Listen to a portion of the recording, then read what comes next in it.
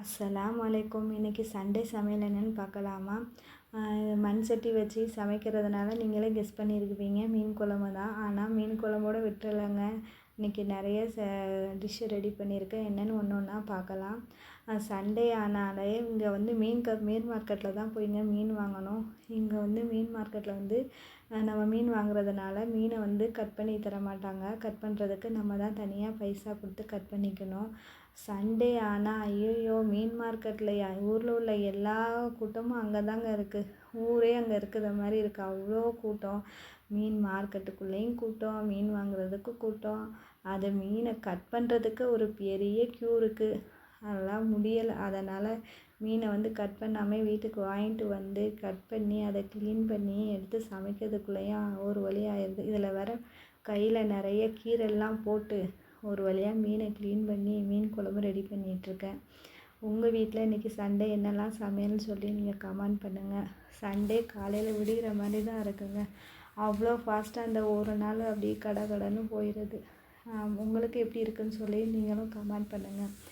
இன்றைக்கி நிறைய dish ready பண்ணியிருக்கேன். அது 1 by 1 பார்க்கலாம். இப்போ வந்து மீன் குழம்ப வந்து ரெடி பண்ணி ஒரு அடுப்பில் வச்சுட்டு அடுத்த டிஷ்ஷு ரெடி பண்ணிகிட்ருக்கேன். இது என்னென்னு கொஞ்சம் கெஸ் பண்ணுங்கள் பார்க்கலாம்.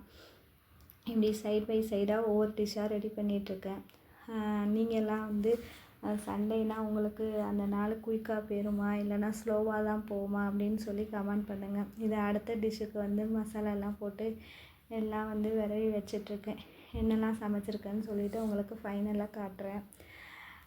உங்களுக்கு வந்து சண்டேனா வந்து சமைக்க பிடிக்குமா இல்லைனா வெளியே போய் சாப்பிட பிடிக்குமா சொல்லி கமெண்ட் பண்ணுங்கள். இங்கே வந்து மீன் குழம்பு மண் சட்டியில் ரெடி பண்ணியாச்சு. ஒருத்தருக்கு மீன் குழம்பே வேண்டாமாங்க, பிரியாணி தான் வேணும் அப்படின்னு ஒருத்தங்க அடம்பிடிச்சாங்க. அவங்களுக்காக இன்றைக்கி பீஃபில் பிரியாணி போட்டாச்சு. அப்புறம் வந்து மீன் குழம்புக்கு வந்து ஊற்றி சாப்பிட்றதுக்காக இன்றைக்கி ஒயிட் ரைஸு, அப்புறம் மீன் வறுவல், அப்புறம் வந்து பீஃப் கபாபு பண்ணியிருந்தேன். அது வந்து பசங்க எல்லாமே சாப்பிடுவாங்க. அதனால் பீஃபில் கபாபு.